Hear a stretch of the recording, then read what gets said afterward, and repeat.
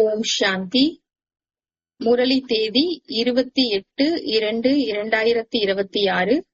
காலை முரளி பாப்தாதா மதுபன். இனிமையான குழந்தைகளே, நீங்கள் ஈஸ்வரிய சம்பிரதாயத்தை, அதாவது பரம்பரையை சேர்ந்தவர்கள். உங்களுக்கு ஞான சூரியன் பாபா கிடைத்திருக்கிறார். நீங்கள் இப்போது விழித்துள்ளீர்கள் எனும்போது மற்றவர்களையும் விழிக்க செய்யுங்கள். கேள்வி: அநேக விதமான மோதல்களுக்கான, அதாவது சண்டை சச்சரவுக்கான காரணம் மற்றும் அதற்கான நிவாரணம் என்ன? பதில்: தேக அபிமானத்தில் வரும்போது அநேக விதமான மோதல்கள் நடைபெறுகின்றன. மாயையின் கிரகச்சாரம் பிடித்துக் கொள்கிறது. ஆத்ம அபிமானிகளாக ஆகுங்கள், சேவையில் ஈடுபடுங்கள் என்று பாபா கூறுகின்றார். நினைவு யாத்திரையில் இருந்தீர்கள் என்றால் கிரகச்சாரம் அழிந்துவிடும். ஓம் சாந்தி. ஆன்மீக குழந்தைகளுக்கு ஸ்ரீமத் அளிப்பதற்காக அல்லது புரிய வைப்பதற்காக வந்துள்ளார். தந்தை நாடகத்தின் திட்டப்படி எல்லா காரியங்களும் நடக்க வேண்டும் என்பதை குழந்தைகள் புரிந்து கொண்டிருக்கிறார்கள். இன்னும் கொஞ்ச காலம்தான் இருக்கிறது. இந்த பாரதத்தை ராவணபுரியிலிருந்து விஷ்ணுபுரியாக ஆக்க வேண்டும். இப்போது பாபாவும் மறைமுகமாக இருக்கிறார், படிப்பும் மறைமுகமாக இருக்கிறது. நிறைய சேவை நிலையங்கள் இருக்கின்றன.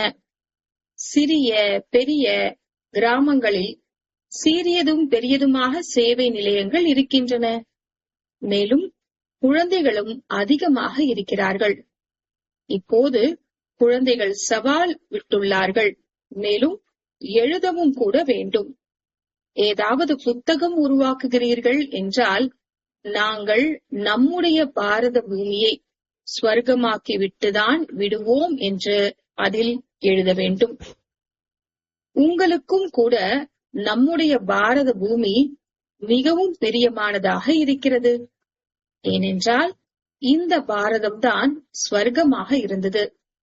ஸ்வர்க்கம் இருந்து 5000 ஆண்டுகள் ஆகிறது என்பதை நீங்கள் தெரிந்துள்ளீர்கள். பாரதம் மிகவும் புகழ் பெற்றதாக இருந்தது. இதனை ஸ்வர்க்கம் என்றழைக்கப்படுகிறது. பிரம்மா வாய் வம்சாவளியினர்களாகிய உங்களுக்குதான் ஞானம் இருக்கிறது. இந்த பாரதத்தை நாம் ஸ்ரீமத் படி கண்டிப்பாக சொர்க்கமாக்க வேண்டும். அனைவருக்கும் வழி சொல்ல வேண்டும். வேறு எந்த பிரச்சனைக்கான விஷயமே இல்லை. இந்த கண்காட்சியின் சித்திரங்களின் மூலம் நாளேட்டில் இந்த சித்திரங்களை கொடுத்து விளம்பரம் செய்வது எப்படி என்று அமர்ந்து தங்களுக்குள் வழியை யோசிக்க வேண்டும். இதை பற்றி தங்களுக்குள் கலந்தாய்வு செய்ய வேண்டும். எப்படி காங்கிரஸ்காரர்கள் பாரதத்தை எப்படி மாற்றுவது என்று தங்களுக்குள் சந்தித்து வழி காண்கிறார்கள். இவ்வளவு கிறிஸ்துவர்கள் போன்றவர்கள் ஆகிவிட்டார்கள். அவர்களை நமக்குள் ஒன்று சேர்ந்து சரி செய்ய வேண்டும் மற்றும் பாரதத்தில் அமைதி சுகத்தை எப்படி ஸ்தாபனை செய்வது என்று பேச வேண்டும். அந்த அரசாங்கத்தின் முயற்சி சென்று கொண்டிருக்கிறது. நீங்கள் கூட பாண்டவ கவர்மெண்ட் என்று பாடப்படுகிறீர்கள். இது பெரிய ஈஸ்வரிய கவர்மெண்டே ஆகும். உண்மையில் இதை தூய்மையான ஈஸ்வரிய கவர்மெண்ட் என்றே சொல்லப்படுகிறது. பதீத பாவன் பாபாதான் தூய்மையற்ற குழந்தைகளை தூய்மையான உலகத்திற்கு எஜமானர்களாக ஆக்குகிறார். இதை குழந்தைகள் தான் தெரிந்துள்ளார்கள்.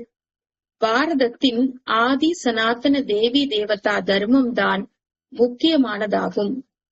இது ருத்ர ஞான யஜ்யம் என்பதையும் குழந்தைகள் தெரிந்துள்ளார்கள்.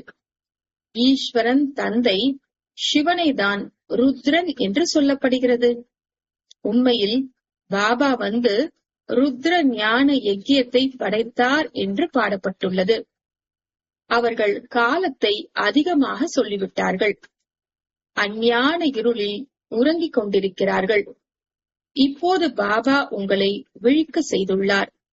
பிறகு நீங்கள் மற்றவர்களை விழிக்க செய்ய வேண்டும். நாடகத்தின் திட்டப்படி நீங்கள் விழிப்புடன் இருக்க வைத்துக் கொண்டே இருக்கிறீர்கள்.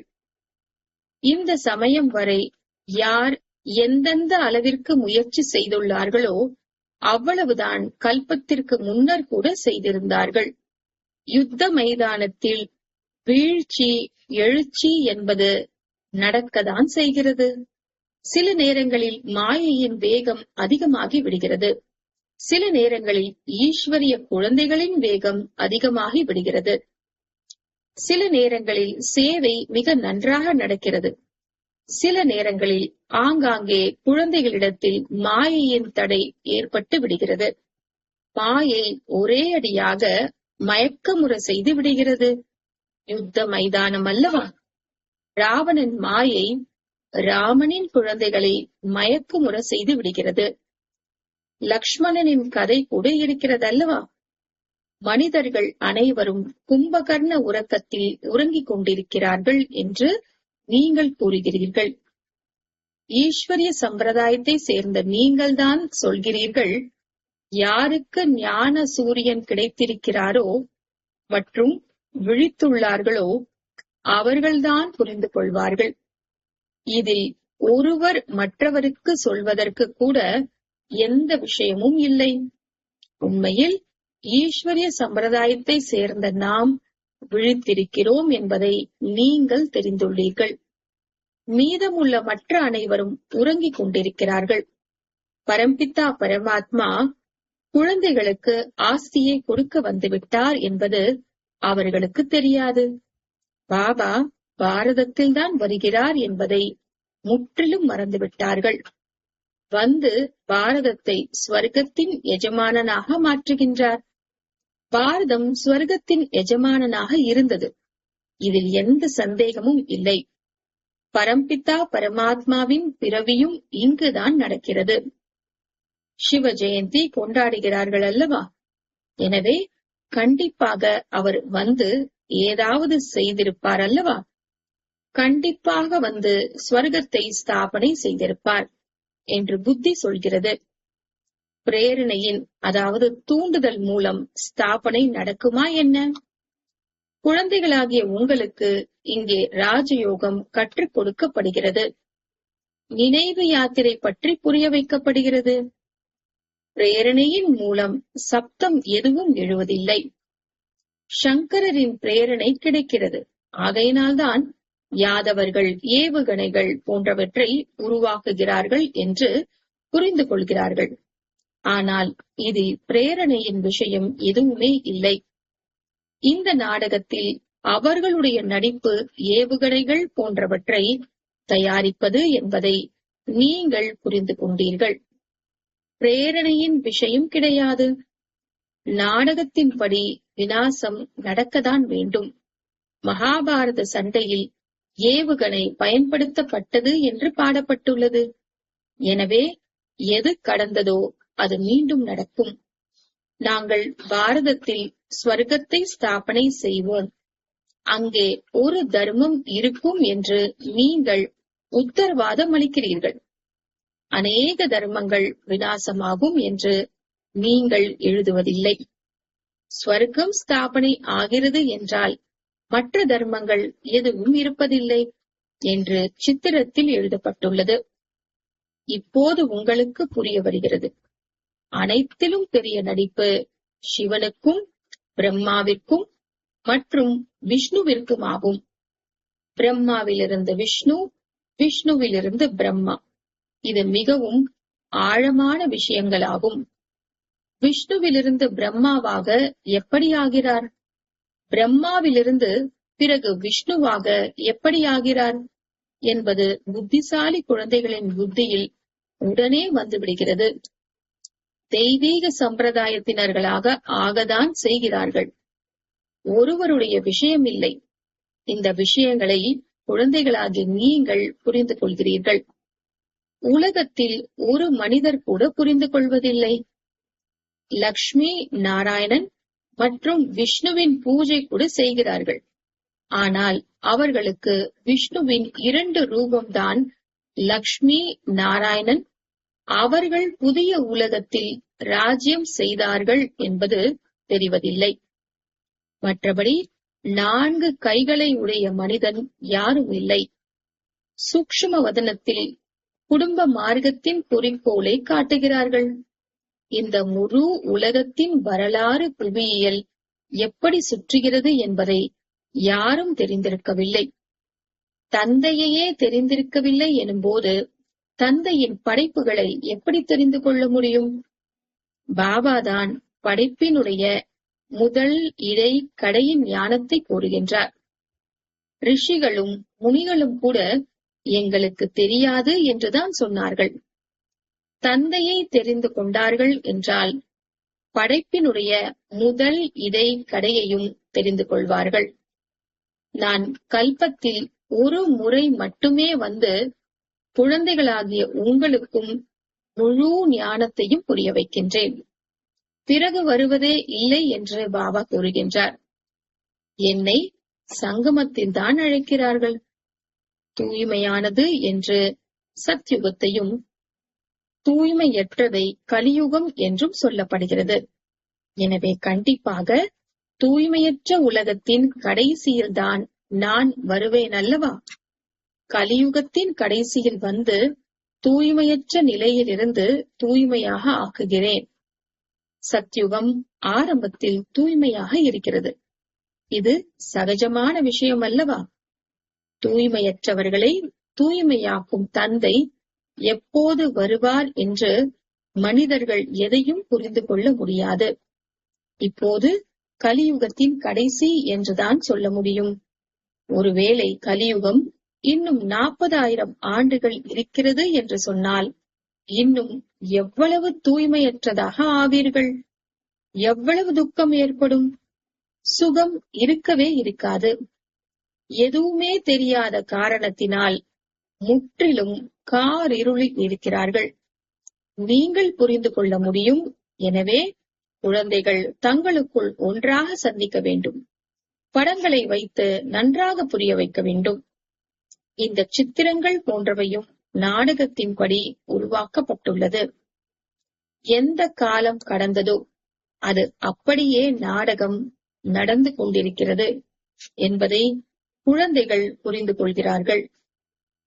குழந்தைகளின் நிலை கூட சில நேரங்களில் கீழேயும் சில நேரங்களில் மேலானதாகவும் ஆகிக் கொண்டிருக்கிறது. மிகவும் புரிந்து கொள்ள வேண்டிய விஷயங்களாகும். சில நேரங்களில் கிரகச்சாரம் பிடித்துக் கொள்கிறது என்றால் அதை அழிப்பதற்கு எவ்வளவு பிரயத்தனம் செய்கிறார்கள். பாபா அடிக்கடி கூறுகின்றார், குழந்தைகளே, நீங்கள் தேக அபிமானத்தில் வந்து விடுகிறீர்கள். ஆகையினால்தான் மோதல் நடக்கிறது. இதில் ஆத்ம அபிமானியாக ஆக வேண்டும். குழந்தைகளிடத்தில் அதிக தேக அபிமானம் இருக்கிறது. நீங்கள் ஆத்ம அபிமானிகளாக இருந்தீர்கள் என்றால் பாபாவின் நினைவு இருக்கும் மற்றும் சேவையில் முன்னேற்றத்தை ஏற்படுத்திக் கொண்டே இருப்பீர்கள். யார் உயர்ந்த பதவி அடைய வேண்டுமோ அவர்கள் எப்போதும் சேவையில் ஈடுபட்டுக் கொண்டே இருப்பார்கள். அதிர்ஷ்டத்தில் இல்லை என்றால் பிறகு முயற்சியும் நடக்காது. பாபா தாரணை ஆகவில்லை என்று அவர்களாகவே கூறுகிறார்கள். புத்தியில் நிற்பதில்லை. யாருக்கு தாரணை ஆகிறதோ அவர்களுக்கு குஷியும் அதிகம் ஏற்படுகிறது. ஷிவ் பாபா வந்திருக்கிறார் என்று புரிந்து கொள்கிறார்கள். இப்போது பாபா கூறுகின்றார், குழந்தைகளே, நீங்கள் நல்ல விதத்தில் புரிந்து கொண்டு பிறகு மற்றவர்களுக்கும் புரிய வையுங்கள். சிலர் சேவையிலேயே ஈடுபட்டிருக்கிறார்கள். முயற்சி செய்து கொண்டே இருக்கிறார்கள். எந்த வினாடி கடந்து செல்கிறதோ அது நாடகத்தில் பதிவாகி இருக்கிறது. பிறகு அப்படியே திரும்பவும் நடக்கும் என்பதையும் குழந்தைகள் தெரிந்துள்ளீர்கள். வெளியில் சொற்பொழிவை கேட்பதற்கு நிறைய பலதரப்பட்ட புதியவர்கள் வருகிறார்கள் என்று புரிய வைக்கப்படுகிறது. கீதை, வேத சாஸ்திரங்களை பற்றி எவ்வளவு மனிதர்கள் சொற்பொழிவாற்றுகிறார்கள். அவர்களுக்கு ஈஸ்வரன் தன்னுடைய மற்றும் படைப்பினுடைய முதல் இடை கடையின் ரகசியத்தை புரிய வைக்கின்றார் என்பது தெரியுமா என்ன என்பதை நீங்கள் புரிந்து கொள்கிறீர்கள். படைப்பவர்தான் வந்து முழு ஞானத்தையும் கூறுகின்றார். திரிகால தரிசியாக ஆக்குவது என்பது பாபாவின் காரியமே ஆகும். சாஸ்திரங்களில் இந்த விஷயம் இல்லை. இவை புதிய விஷயங்களாகும். பாபா அடிக்கடி புரிய வைக்கின்றார். எங்கேயும் முதலில் கீதையின் பகவான் ஸ்ரீ கிருஷ்ணரா அல்லது நிராகார சிவனா என்பதை புரிய வையுங்கள். இந்த விஷயங்களை நீங்கள் ப்ரொஜெக்டரில் புரிய வைக்க முடியும். கண்காட்சியில் படம் முன்னால் வைக்கப்பட்டிருக்கிறது. அதை பற்றி புரிய வைத்து நீங்கள் கேட்கலாம். இப்போது சொல்லுங்கள், கீதையின் பகவான் யார்? ஞானக்கடல் யார்? கிருஷ்ணரை சொல்ல முடியாது. தூய்மை, சுகம், சாந்தியின் கடல், விடுவிப்பவர், வழிகாட்டி யார்? முதலில் எழுதி வாங்க வேண்டும். படிவம் நிரப்ப வைக்க வேண்டும். பிறகு அனைவரிடத்திலும் உண்மையை எழுதி வாங்க வேண்டும். சிட்டுக்குருவிகளின் ஒலி ஏற்பட்டது. பாருங்கள், எவ்வளவு சண்டையிடுகின்றன. இந்த சமயத்தில் முழு உலகத்திலும் சண்டைதான் நடக்கிறது. மனிதர்கள் கூட தங்களுக்குள் சண்டையிட்டுக் கொண்டிருக்கிறார்கள். மனிதர்களிடத்தில்தான் புரிந்து கொள்ளும் புத்தி இருக்கிறது. 5 விகாரங்களும் மனிதர்களிடத்தில் இருக்கிறது என்று பாடப்பட்டுள்ளது. விலங்குகளின் விஷயம் இல்லை. இது விகார உலகமாகும். இந்த உலகம் மனிதர்களுக்காகவே என்று சொல்லப்படுகிறது. கலியுகத்தில் அசுர சம்பிரதாயம், சத்யுகத்தில் தெய்வீக சம்பிரதாயம் ஆகும். இப்போது உங்களுக்கு இந்த வித்தியாசம் அனைத்தும் தெரியும். நீங்கள் நிரூபித்து சொல்லலாம். ஏணிப்படியில் கூட மிகவும் தெளிவாக காட்டப்பட்டுள்ளது. இதில் மிக தெளிவாக இருக்கிறது. இறங்கும் கலை மற்றும் ஏறும் கலையை பற்றி முக்கியமான படம் ஏணிப்படியாகும். இந்த ஏணிப்படி மிகவும் நன்றாக இருக்கிறது. உண்மையில் இது தூய்மையற்ற உலகமாக இருக்கிறது. தூய்மையான உலகமாக இருந்தது என்று மனிதர்கள் முற்றிலும் நல்ல விதத்தில் புரிந்து கொள்ளும்படி இதில் அப்படி என்ன எழுதுவது அல்லது வரைவது? இங்கே அனைவரும் தூய்மையற்றவர்களாக இருக்கிறார்கள். ஒருவர் கூட தூய்மையானவர் இல்லை. இதை பற்றி இரவும் பகலும் சிந்தனை செல்ல வேண்டும். ஆத்ம பிரகாஷ் குழந்தை எழுதுகிறார், பாபா இந்த சித்திரத்தை உருவாக்கியுள்ளேன். பாபா கூறுகின்றார், ஞானத்தை சிந்தனை செய்து எந்த சித்திரம் வேண்டுமானாலும் உருவாக்குங்கள். ஆனால் ஏணிப்படி மிகவும் நன்றாக உருவாக வேண்டும். இதில் அதிகம் புரிய வைக்க முடியும். 84 பிறவிகளை முடித்து பிறகு முதல் பிறவி எடுக்கிறார்கள். பிறகு இறங்கும் கலையிலிருந்து ஏறும் கலைக்கு செல்ல வேண்டும். இதில் ஒவ்வொருவருக்கும் சிந்தனை செல்ல வேண்டும். இல்லையென்றால் எப்படி சேவை செய்ய முடியும்? சித்திரங்களை வைத்து புரிய வைப்பது மிகவும் சுலபமாகும். சத்யுகத்திற்கு பிறகு ஏணிப்படியில் இறங்க வேண்டியிருக்கும். நாம் நடிகர்கள் என்பதையும் குழந்தைகள் தெரிந்துள்ளார்கள். இங்கிருந்து மாறி நேராக சத்யுகம் செல்வதில்லை. முதலில் சாந்திதாமத்திற்கு செல்ல வேண்டும். இந்த நாடகத்தில் தங்களை நடிகர்கள் என்று உங்களில் வரிசை கிரமமாக தான் புரிந்துள்ளீர்கள். உலகத்தில் யாருமே தங்களை நடிகர்கள் என்று சொல்ல முடியாது. நடிகர்களாக இருந்து கொண்டும் கூட நாடகத்தின் படைப்பாளர், டைரக்டர், நாடகத்தின் முதல் இடைக்கடையை தெரிந்து கொள்ள இயலவில்லை என்றால் அவர்கள் முதல் தரமான முட்டாள்கள் ஆவர் என்றும் நாம் எழுதுகிறோம். இது பகவானுடைய மகா வாக்கியமாகும். சிவ பகவானுடைய மகா வாக்கியம் பிரம்மாவின் உடலின் மூலம் ஆகும். ஞானக்கடல் அந்த நிராகாரமானவர் ஆவார். அவருக்கு தன்னுடைய சரீரம் இல்லை. மிகவும் புரிந்து கொள்ள வேண்டிய யுக்திகளாகும். குழந்தைகளாகிய உங்களுக்கு மிகுந்த போதை இருக்க வேண்டும். நாம் யாரையும் நிந்தனை செய்கிறோமா என்ன? இது சரியான விஷயம் அல்லவா? யாரெல்லாம் பெரிய பெரியவர்கள் இருக்கிறார்களோ அவர்கள் அனைவருடைய சித்திரங்களையும் போடலாம். ஏணிப்படியை யாருக்கு வேண்டுமானாலும் காட்டலாம். நல்லது, இனிமையிலும் இனிமையான காணாமல் போய் கண்டெடுக்கப்பட்ட செல்லமான குழந்தைகளுக்கு தாயும் தந்தையுமான பாப் தாதாவின் அன்பு நினைவுகள் மற்றும் காலை வணக்கம். ஆன்மீக குழந்தைகளுக்கு ஆன்மீக தந்தையின் நமஸ்தே, ஆன்மீக தந்தைக்கு ஆன்மீக குழந்தைகளின் நமஸ்தே. தாரணைக்கான முக்கிய சாரம். முதலாவது, பாரதத்தில் சுகம் சாந்தியை ஸ்தாபனை செய்ய அல்லது பாரதத்தை ஸ்வர்க்கமாக்குவதற்கு தங்களுக்குள் ஸ்ரீமத் படி எப்படி பாரதத்திற்கு சேவை செய்ய வேண்டும் என்று கலந்தாய்வு செய்ய வேண்டும். இரண்டாவது, சேவையில் முன்னேற்றம் காண அல்லது சேவையின் மூலம் உயர்ந்த பதவியை அடைவதற்கு ஆத்ம அபிமானியாக இருப்பதற்கு உழைக்க வேண்டும். ஞானத்தை சிந்தனை செய்ய வேண்டும். வரதானம். தூய்மையின் ஆதாரத்தில் சுகம் சாந்தியின் அனுபவம் செய்யக்கூடிய நம்பர் 1 அதிகாரி ஆகுக. தூய்மையின் ஆதாரத்தில் சுகம் சாந்தியின் அனுபவம் செய்யக்கூடிய நம்பர் 1 அதிகாரி ஆகுக. விளக்கம். எந்த குழந்தைகள் தூய்மையின் உறுதிமொழியை சதா நினைவில் வைக்கிறார்களோ அவர்களுக்கு சுகம் சாந்தியின் அனுபவம் இயல்பாகவே இருக்கும். தூய்மையின் அதிகாரம் பெறுவதில் நம்பர் 1 இருப்பது, அதாவது சர்வ பிராப்திகளில் நம்பர் 1 ஆவது. ஆகையால் தூய்மையின் அஸ்திவாரத்தை ஒரு பொழுதும் பலவீனம் ஆக்காமல் இருக்கும் போதுதான் லாஸ்ட் சோ ஃபாஸ்ட், அதாவது கடைசியில் வந்தாலும் முதலாவதாக செல்வது ஆகும். இந்த தர்மத்தில் சதா நிலைத்திருக்க வேண்டும். எது நடந்தாலும் சரி, மனிதர்களாக இருந்தாலும் இயற்கையாக இருந்தாலும் சரி, பிரச்சனைகள் எவ்வளவுதான் அசைக்கலாம், ஆனால் பூமியே பிளந்தாலும் தர்மத்தை விடாதீர்கள். ஸ்லோகன்.